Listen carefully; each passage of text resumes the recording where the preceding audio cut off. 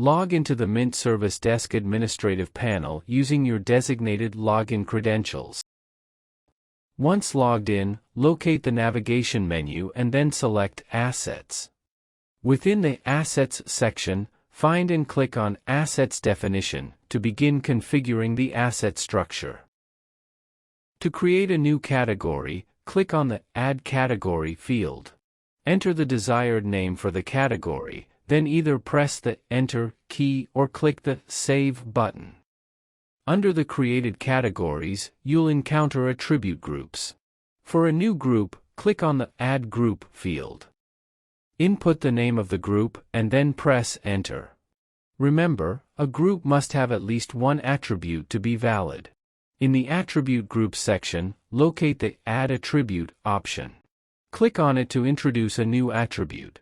Provide the attribute's name, select its type from the available list, and, if necessary, enable the Search Filter or Multi-Choice options.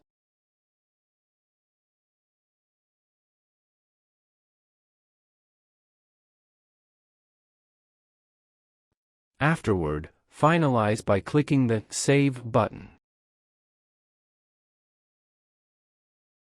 Switch over to the Assets Permissions tab for managing asset-related permissions. Begin by selecting an appropriate role from the initial drop-down menu, such as Agent Roles or Company Roles.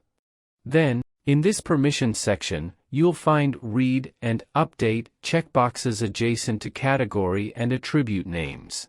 Carefully assess the permissions you wish to grant. Select the appropriate checkboxes for Read and/or Update access based on their corresponding descriptions. Once all configurations are in place, don't forget to save your changes.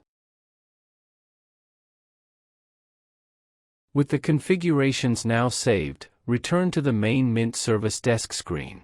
Take a moment to review and ensure that the custom fields have been tailored to meet your expectations.